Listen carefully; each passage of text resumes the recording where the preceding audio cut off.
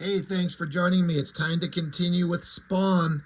Last issue we looked at was issue 15, and we knew coming into the next storyline that a new creative team was going to be taking over for a couple of issues.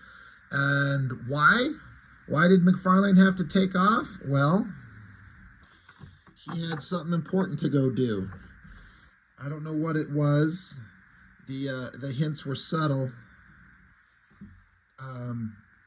All I know is that the thing he took off to go and do, while probably a financial success, and I remember being extremely excited for this, boy, that was a crappy book. But that's a story for a previous video I've done quite a long time ago. In the space of McFarlane's absence, he brings on Greg Capullo, which I remember when that was announced, I was actually really shocked. I'm like, Greg Capullo? Like, really? This is McFarlane's, well, it ends up being McFarlane's hand-picked successor. I don't know, obviously, how this situation went down. I mean, McFarlane's got an eye for talent, I think, or at least you could say that he knows who he's interested in, and he saw something in Greg Capullo that I sure didn't. I was enjoying his work for sure. He was over doing X-Force. He had taken over the X title and did a pretty solid run. In fact, more than a solid run. I mean, I actually think it was really good. As of this recording, I just got done reviewing the final issue of the Executioner song. And then after that, Capullo kind of continues drawing X-Force for several issues. And I remember enjoying the hell out of those quite a bit. I liked his art. I liked the story. I was into it. And as of this recording, I haven't got to those issues yet, but we absolutely will. I liked Capullo's artwork, but he wasn't blowing me away at the time in the way that so many of the other image artists were. At the time, I was just a teenager, and I was stuck on a whole bunch of other artists that I was really paying attention to. So it was just really interesting that McFarlane grabbed Capullo.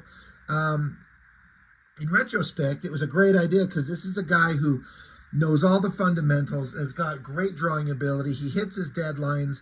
He seems like he's reliable, and turned it to seemed like a pretty good working relationship because Capullo drew Spawn forever. It seemed like a long stretch. I don't know how many issues, but it's a million times more than McFarlane ever did. But before he was kind of announced as regular penciler, he did these 3 issues. And they brought on Grant Morrison for the writing. And at the time, no idea who Grant Morrison was. I definitely know who he is now. And I remember, it seemed like I was discussing Grant Morrison recently. I can't remember what it was that he wrote. Oh, it was probably the We 3, the story about the dog and the cat and the bunny. If I remember, I was saying that I like Grant Morrison kind of like just as a creative force, and a lot of that stems from those really fascinatingly interesting interviews he did with Kevin Smith you can find him on YouTube, the Fat Man on Batman. Grant Morrison's a really interesting guy to listen to, very smart and got great ideas, but there's very, very few stories that he's written that just stick out in my head. I'm like, oh my God, this is an amazing run. Now that's just me. I know he's got a lot of fans, and he's done some stuff with Batman that people are just really into, and I've never read those, so I can't speak on them. But anyway, the point being is that at the time in '93, I'd never heard of Grant Morrison. No idea who he was. But just on the strength of the title of Spawn, and I'm just going to keep collecting it, I guess. I do seem to remember when these came out, I wasn't a huge fan. I didn't dislike them for sure. They just didn't stick with me. Looking at them now for the first time in a couple of decades, honestly, they're better than I remember, but it's still not my favorite Greg Capullo anything. And I think it's because it's just Spawn. The character of Spawn, as I've talked about, it's just boring. There's nothing there that's fun. And he just keeps it going. McFarlane does. He just keeps pumping out Spawn comics for decades. And, he's never going to stop. And he's just force of will. He's going to keep the title going. And I respect that. Just not for me. I don't know what's going on in terms of what people think is so interesting about the character. But if you love it, you love it. So we're just going to flip through these 3 issues. As far as covers, I guess we could talk about all 3 covers. I think the first one is the best. The second one here, issue 17, is nothing spectacular. And then this issue 18's even more boring. The border around it's kind of sucks. And Spawn standing at a grave screaming. It's just... they're all fine. I mean, if it's great Capullo drawing, you got something skillful for sure. It's just the character. One thing that's just vaguely interesting to me is that when I dug this out, and I found these just a couple days ago, and I was flipping through them for the first time, I was looking at this cover, and it suddenly occurred to me, and this is probably going to sound dumb, but this shot of Spawn, I actually really dig him. But forever, until just now, when I dug this out a couple of days ago, this is irrelevant, but it's just funny to me. This shot of his leg, I thought this was his right leg. His body is twisted, this is his right leg, and then over here was his left leg. And so he was twisting his body, his hips kind of pivoting this way and his upper body pivoting the other way. But I'm like, oh no, this is his left leg and this is his right leg over here. Now, some of you might be looking at that going yeah, no shit, Rob. It's very obvious. I didn't look at it in great detail, and the coloring just kind of cuts off his right leg over here. It just kind of makes it feel like it comes up over this way. And I still think that pose would work the way that I thought that it was. Does that make sense? I'm curious if anybody out there has seen this the same way, if I'm the only one. But it's a pretty dynamic pose. The uplighting, the shot of anger on his face, the cape billowing everywhere. It's pretty solid. But getting into the books. Reflections, Part 1, story, Grant Morrison, Greg Capullo, pencils, inks by Dan Panosian and Art Thibert. I don't know that... Panosian and Thibert are obviously really good inkers, for sure. I don't know that Greg Capullo's work looks the best with them on the inks. Thinking about the work he'd been doing over on X-Force, I kind of like the way that stuff looked better, at least the stuff that I've seen in recent memory, the Executioner song stuff. I don't know. I feel like the inking on these, it's certainly fine, but not my favorite. As far as the story,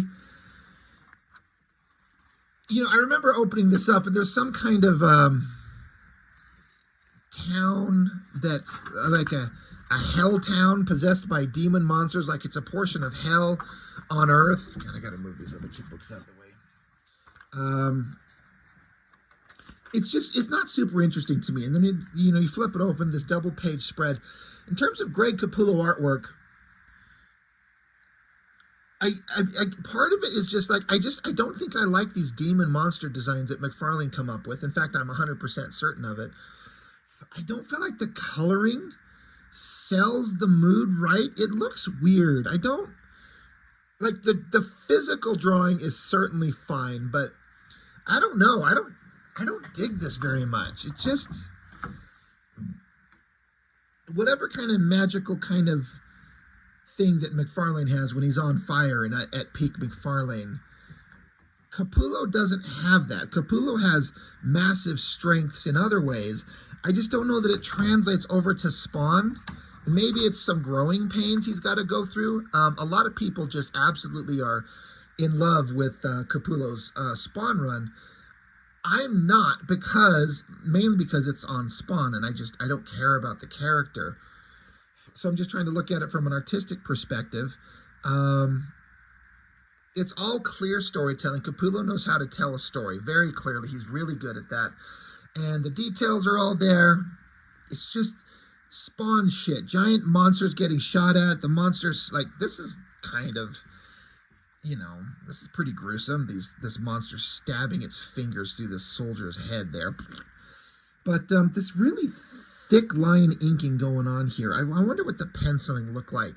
It is definitely different because, as I understand it, as I remember, when Capullo gets on as a regular penciler, McFarlane's inking him. And their work becomes kind of a...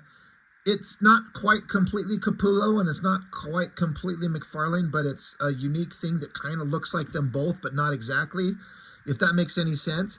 I think a finer line inking might work better. I don't know. I'm not saying the inking's bad. I just don't know that it makes this artwork look the best. But I'm also comparing it to some of the stuff that McFarlane has done. Excuse me. But yeah, demon monsters in this town. They sent soldiers in. Of course, the humans are getting gruesomely slaughtered in like horrific ways, and it's not scary or intimidating at all. There is this one moment where I think there was a really interesting idea that could be kind of creepy, because this situation that's happening in this weird town, this like hell on earth, it's being observed, these soldiers' actions, through like video. I think this is Jason Wynn, some soldier.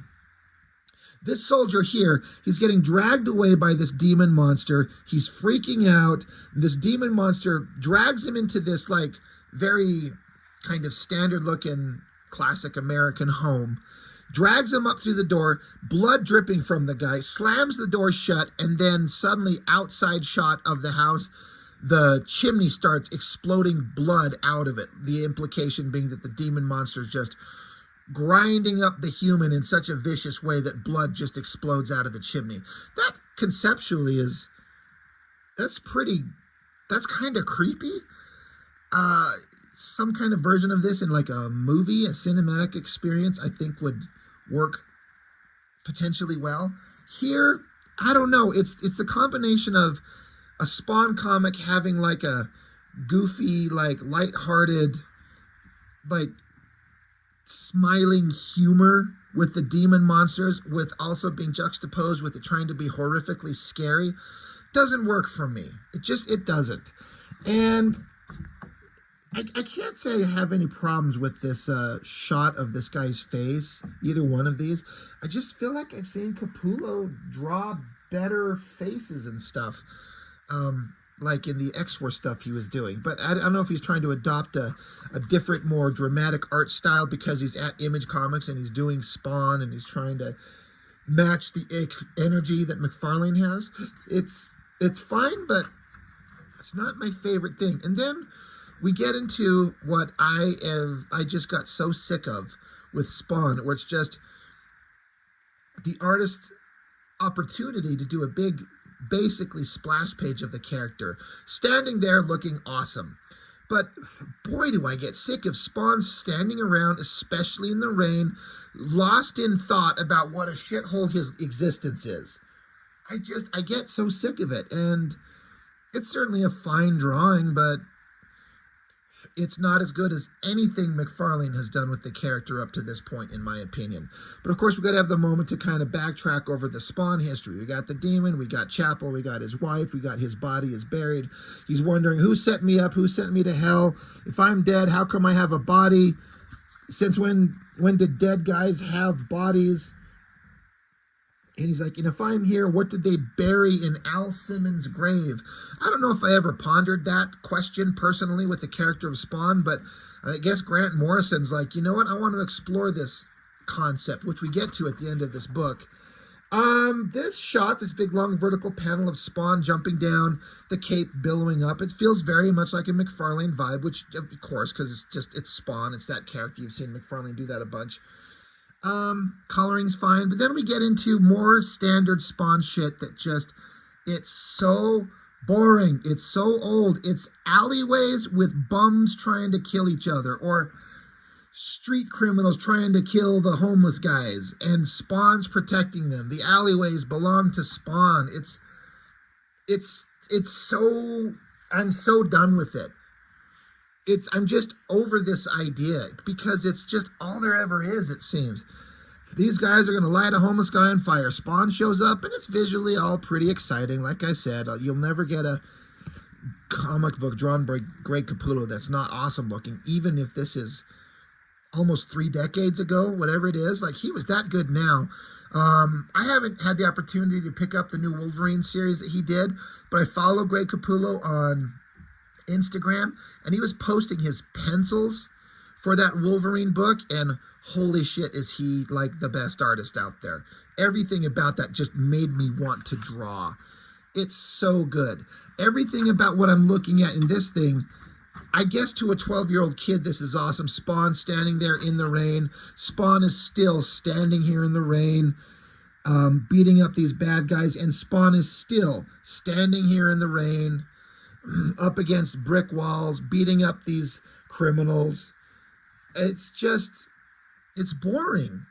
I as a kid, I remember just the thought started creeping in my head. I'm like, I don't know if I'm in for this for the long run. But then as I dig through my comics and I see how long I collected Spawn just out of, I don't know why. I just kept collecting it forever. So long. It's ridiculous. And I don't remember anything. When I think of Spawn and what I remember about it, it's those first couple of issues that McFarlane did. None of the stories have stuck with me. I can talk to you about Uncanny X-Men, the classic X-Men's I was reading, and the Uncanny X-Men's when Sylvester was wrapping up his run, when Jim Lee started drawing it, the Extinction Agenda. I could talk to you about the X-Men run that Jim Lee started in that new title. I can talk to you about X-Force. I can talk to you about X-Factor. I can talk to you about old stories of Spider-Man.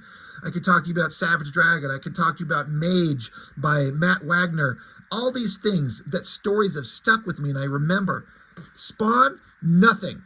Nothing is memorable except the first couple of issues, just because of the sheer like excitement of the era. But anyway, Spawn is still in the alley, and it's raining, and I guess it's supposed to be cool. This shot of his cape looks pretty damn good. Capullo is good.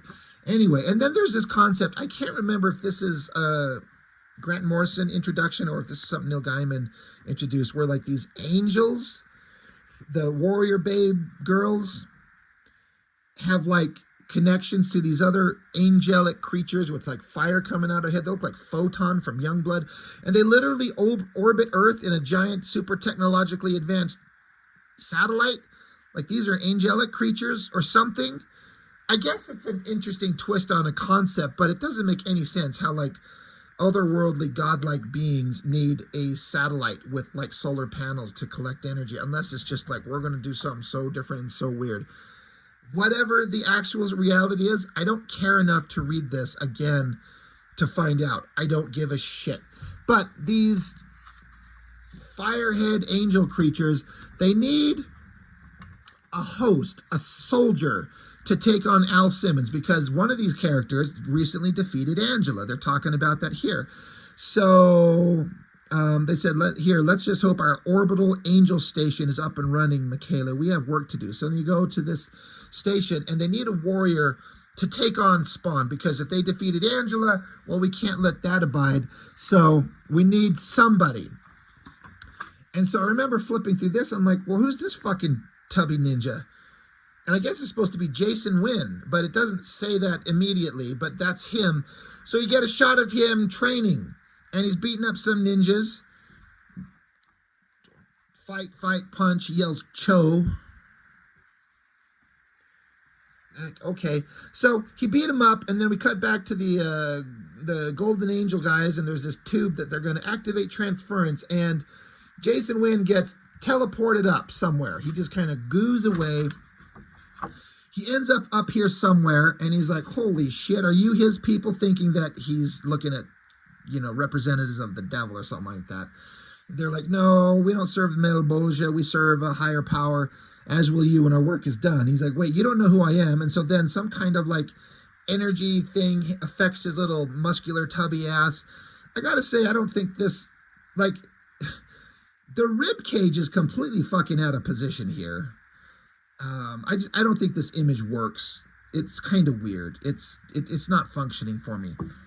What does work, even though it's cliche shit that's supposed to be scary and gothic and creepy, but it's boring. But it's so well drawn. Is this scene of the graveyard with the trees and the branches coming along, and then all these gravestones, and then Spawn digging up his own coffin?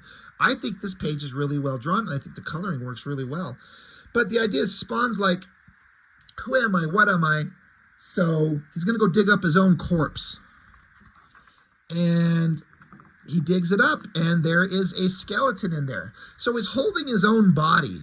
And, of course, he's screaming into the night and crying, what am I? God help me. What am I? What have you done to me? If this is one thing I'm sick of in Spawn, and there's a lot, it's him screaming and crying at the universe and cursing out God and the devil. I'm just so done. But at least I guess it's a vaguely interesting, like, all right, well, that's his body.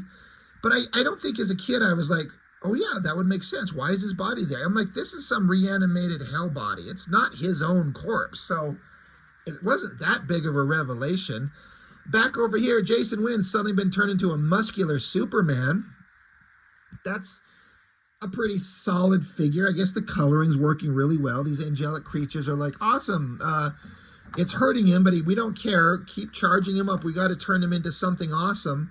So he's got a cape because it's a McFarlane comic. And what do we get? Anti-Spawn. And he's just like, like he took a shit. I have to say that I thought that this was the dumbest thing I'd ever seen when it come out. So you've got Spawn. So the character's name is Anti-Spawn. That's so dumb. It's so dumb. But upon rereading these, I still don't like the name Anti-Spawn. It's just stupid. But the character design, it's like an angelic version of Spawn. It's got the cape and similar costume design elements, but instead of skulls, he's got crosses. I don't dislike it as much as I did when I was younger. I'm like, all right, whatever. Anti-Spawn, sure, okay. Some pinups. Brad Gorby, don't know who that is. This one, Don Simpson. Men call me the meddler, my friend. And he's like, well, why don't you just mind your own business? I guess that's funny. Lots of letters pages. Lots of fan art. I swear they must have had in-house coloring color up all this fan art. And how awesome would that have been if your art got printed and you got to see it colored? That's pretty spectacular, actually. But, so that's the first issue of Capullo's run. We're going to look at them all. Like I was saying before, not a huge fan of that cover. It's kind of fine, but whatever. So, last issue, the first one with Capullo. Inks, like I said, were Panosian and Art T-Bear. This one, inks by Mark Pennington.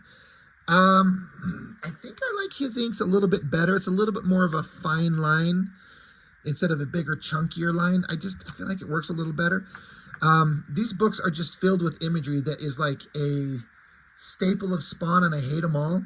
Like this demon monster, Malbolgia, which is not scary at all. The pointy eyes, the no nose, the giant venom mouth with teeth and tongue, the horns, the hair. Not scary in the slightest.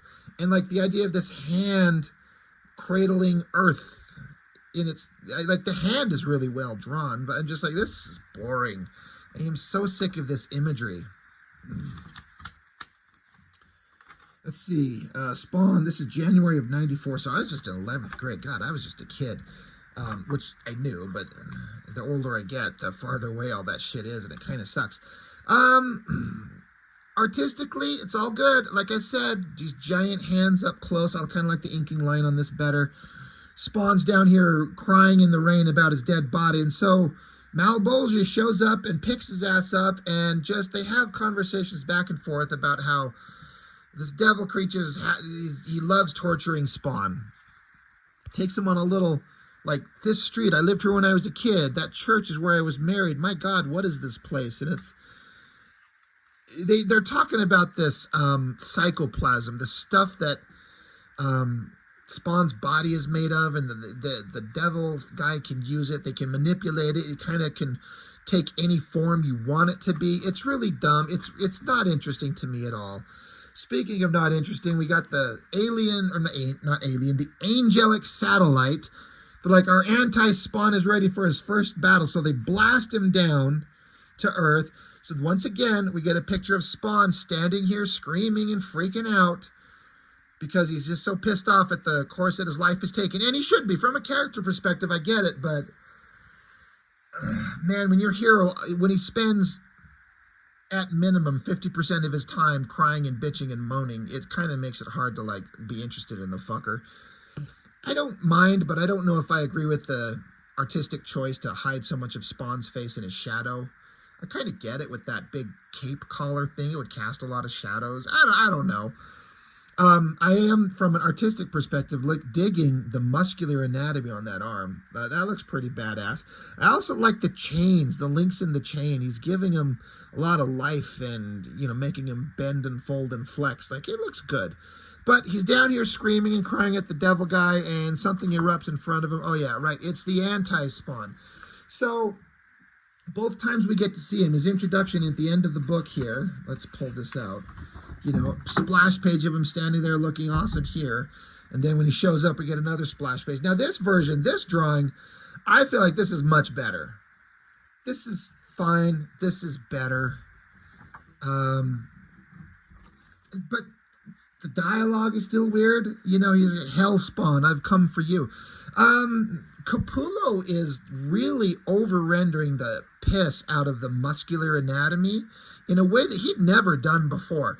So I don't know if, again, is he trying to match McFarlane energy? McFarlane never over-rendered muscles quite like that, but Capullo's putting in a lot of effort to make it this image comic, exciting, visually crazy stuff that the kids want. I wonder if this is a directive from McFarlane or just Capullo just going like, all right, well, I'm drawing Spawn, like, you know, basically the premier image comic.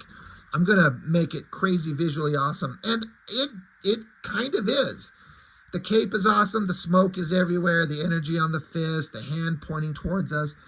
It's kind of fine. Of course, we're getting back with the news reporters that are in all the Spawn comics, and I never read any of that shit.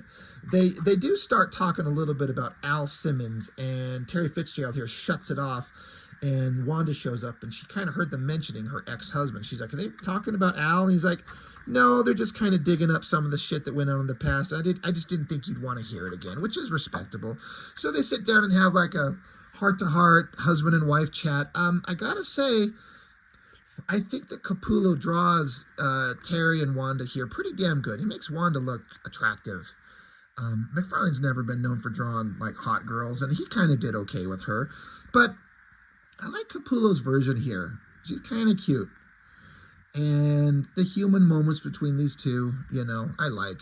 I remember seeing this, and it reminded me of something that I don't know if I'd seen it too often, if at all, before this, but something that I absolutely hated in these Spawn comics that stuck forever was when they had these full head mask things, but this little lower lip thing jutting out. It seemed to become like a major reoccurring artistic vibe with Spawn, and I can't stand it. I don't know why. I've got a disproportionate rage against it that I can't explain, and it's not justifiable, but I fucking hate that little pointy lip thing. It's this little edgy, cool little artistic thing we do to show like his angry lower lip, and it's stupid. I fucking can't stand it. But yeah, Spawn standing here, and Capullo's trying to do some crazy McFarlane-ish stuff with the cape. It's not working there very well for me. I don't think. It's fine, but he can draw better than this. Anti-Spawn shoots double-handed lasers, knocks Spawn back. That shot of Spawn getting hit is pretty cool. This recoil shot is getting blasted through the church glass here. That's pretty good. Really good face, shattered glass everywhere. It's chaotic. It works. Spawn falls to the ground, and now he's in church. Suddenly little demon monsters, I guess, from hell start popping up because he's in this hell town. I guess that's why these little hell monsters are here. These little demon monsters, not scary, not interesting, don't care about them. They start showing up. They kind of remind me of those pointless little obnoxious fuckers from the darkness. The little darklings that everyone kind of thought was supposed to be hilarious and funny. They were just stupid. They're well drawn. But Anti-Spawn shows up, and now he's representing me. He's sick of them, so he blows them away. Kind of a cool silhouette there. Double-handed shot of lasers just vaporizing them, so at least they're gone. Spawn's contemplating, what if this Anti-Spawn fucker is stronger than me? What do I do? Um, so yeah, again, this is Jason Wynn been possessed and taken over. I don't know if he remembers that his himself in this form. I don't think he does. And soldiers are watching the battle go down in this Simmonsville, this hell town on Earth. Whatever the fuck these guys are talking about, I don't give a shit. Spawn gets knocked on his ass again. His body's twisted in a really interesting, weird, contorted position that's kind of odd. Spawn blasts. I guess anti-spawn jumps up out of the way saying, God damn it, I missed. I missed, and he's still coming. The designy elements with like the cape being the border break, I guess it's kind of cool. It's fine. I feel like sometimes the coloring's doing a little bit too much of the heavy lifting here. Yeah, I guess I don't hate it, but I don't know. I don't like it. I guess I should say I don't hate it, but I don't like it. On the fist, on the face. Spawn decides he needs to get the hell out of there, so he teleports himself. He transforms into a little like fucking exploded jizz load flying through the universe, because that's what that is. And anti-spawn is pissed. But then we cut back to an alleyway where all the homeless guys are hanging out. In terms of drawing from Capullo, the backgrounds on this are very organic and cool looking, and all the regular human figures are pretty badass. It looks really good. Spawn shows up. He's like, oh shit, I'm here. But hey, all you homeless guys, you got to get lost. I just endangered you. And then, of course, he did. Anti-spawn, he can be the second jizz load to transport. And there he is. Boom. Another big shot of him that's pretty awesome. Pretty standard superheroic stuff from the 90s, right? Like a hero showing up, balled up fist here, big energy fist there, bent legs. You know, it is what it is. It's not bad. I really like this shot of the laser blast hitting Spawn there. His body, all the debris and garbage and shit, the cape recoiling, that looks really good. Excuse me. It's interesting how few panels are per page. You know, I'm sure. I wonder if Grant Morrison writes full script at this point, or if he's just kind of writing, just have this happen. But he's sure leaving the art open for visual excitement, meaning very few panels. And Capullo does great panel work. Like, you're not losing anything by having him do multiple panels. But it's a Spawn comic, and it's a big fight, so if you want it visually interesting. Spawn's bloody and picking himself up. Anti-Spawn's just bursting with energy and giving him a stern talking to. You can tell because he's pointing his finger at him. Spawn's got some snot coming out of his nose. It's sticking to his glove. He's losing consciousness. He's not having a good time. Anti-Spawn does this crazy head energy blast thing. It's kind of weird. But the drawing's good. And this shot, like, I'm going to bring this one up close. Look at that shot right there of Spawn just getting the hole blown through him. That looks pretty good. I don't think the hole in his chest carries through to any of the rest of the art. We'll see. But there's Spawn just lying in the garbage, getting his ass handed to him, close up on anti-Spawn's face. I like that the metal kind of headgear cross thing on his face is shown to be hyper reflective, so you can see the buildings in the reflection and Spawn trying to crawl away. That's kind of an interesting thing there. Anti-Spawn forms a big blade and, of course, you know, takes the opportunity to draw this wicked, sweet, awesome character. God, look at the emphasis on his fucking dick bulge down here. Holy shit. I gotta say, this is stupid. Look, it's the Spawn symbol, but the little Ghostbusters, like, crossed out, whatever that name of that symbology is. Like, no. That's stupid. Like, it's supposed to elicit a laugh, but the comic is played so deadly serious. I'm like, that's dumb. But it ends with a theoretical cliffhanger. Anti-Spawn, blade in the air, time's up, Spawn's on his, you know, he's at the worst moment. This is the, you know, the worst moment for the character. So what's going to happen? Another pinup. I glanced at this thing, and I didn't see a name of the artist anywhere, which is really dumb. I'm glancing one more time to see if there's a name anywhere, but what if I love this art and I want to follow this artist and see who he is? Well, I can't because there's no name on it. So, you know, too bad, artist. There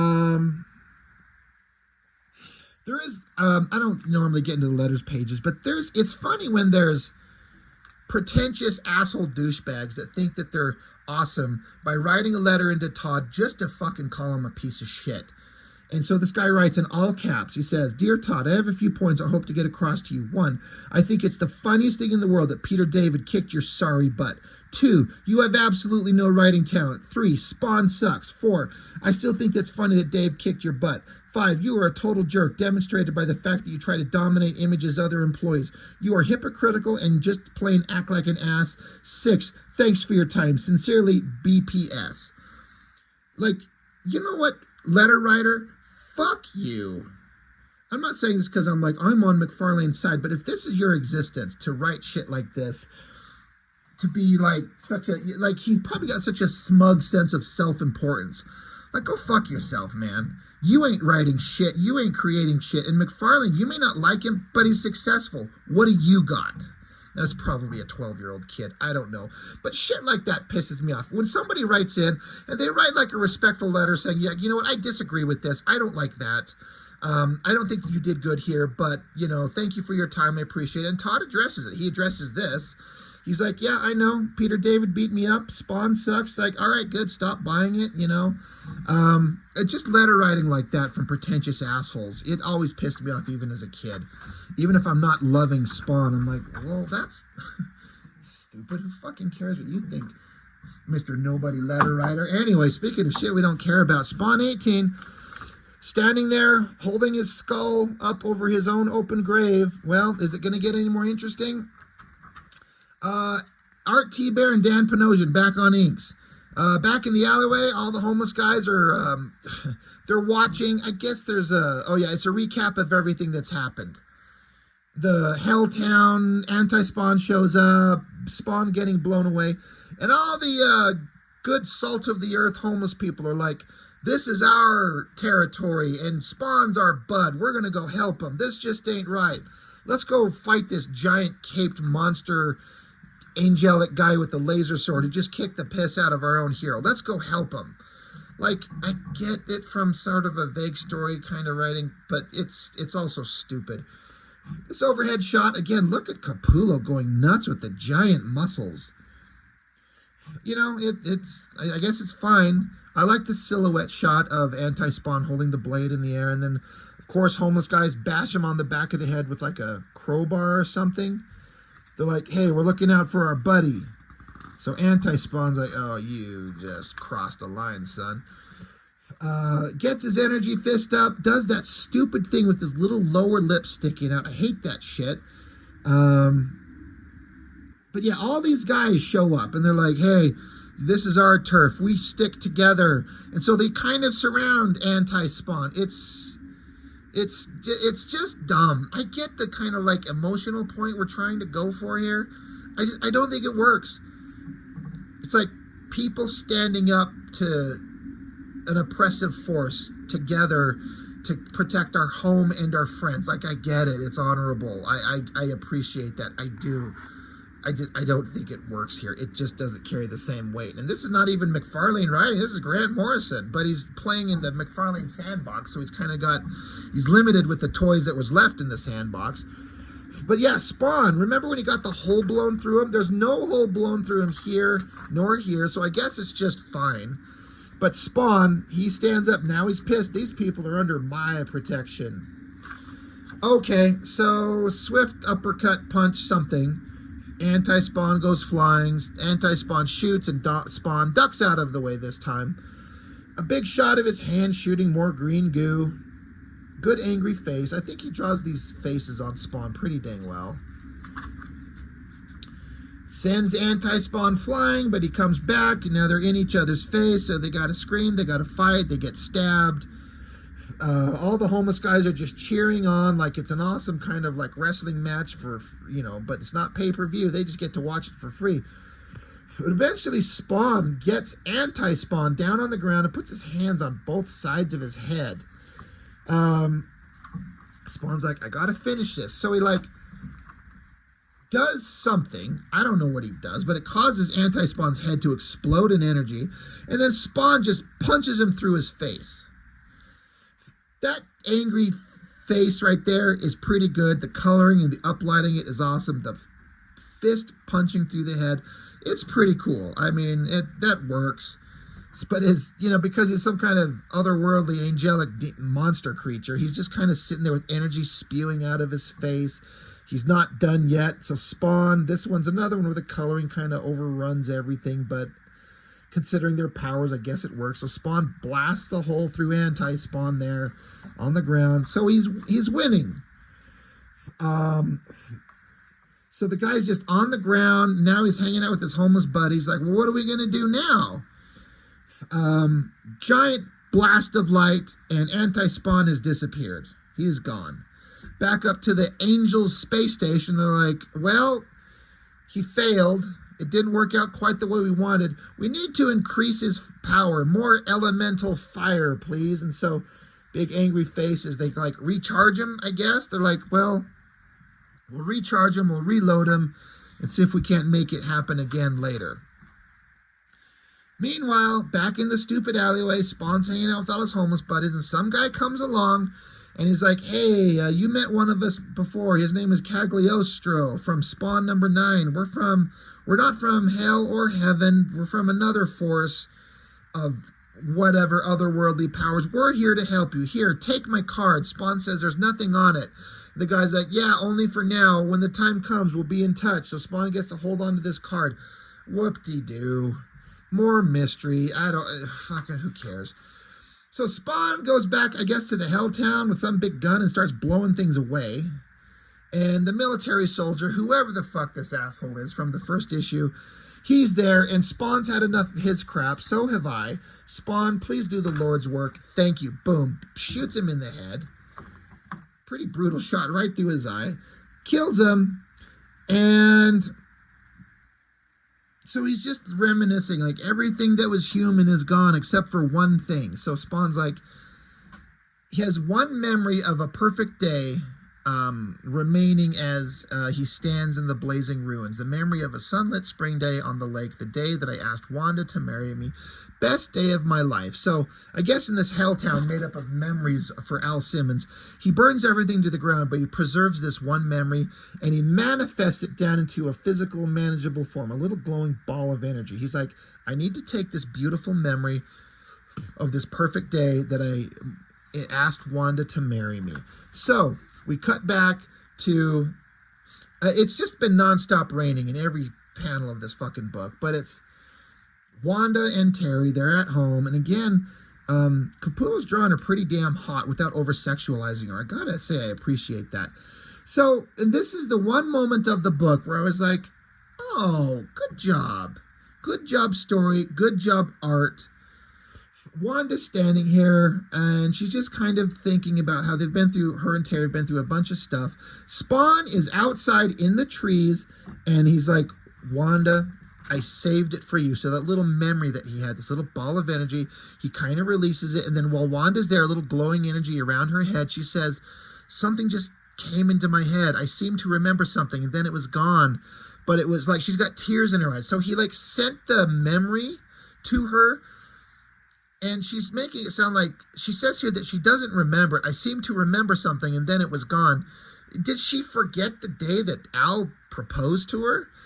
I guess that's irrelevant. The point is that Spawn sent the memory to her to give her a moment of absolute joy, even if she, one, doesn't know who it was that did it, or two, exactly what it was. He just gave her the happy, beautiful memory where it wells up inside her and it gives her a moment of joy.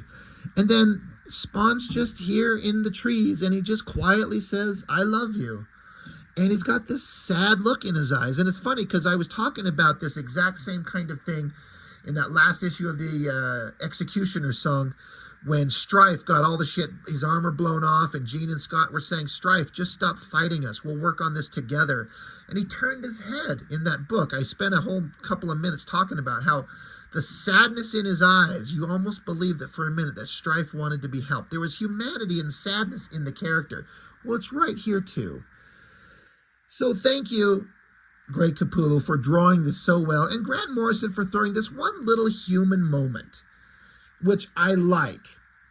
And then out in the tree, Spawn's hanging up there in the rain, And, Terry says, come close the drapes, honey, come to bed. And then the text says, the window goes dark, the world goes dark, but that's okay. I'm used to it. And then the last page is, we got to turn it on its side. It's Spawn leaping into the darkness in the rain and the lightning. He's saying, darkness is my home now. So it's ending the Grant Morrison story of him, like, Spawn went through all this shit, and he's like, I am who I am, and I'm going to accept who I am now, and my past is gone, my future awaits. So he leaps into the raining lightning bolt night. I guess it works. So more pinups. Doesn't say there. This one just says Petty, P-E-D-I. I'm not going to type that into a Google search bar. It's a pretty awesome image, though.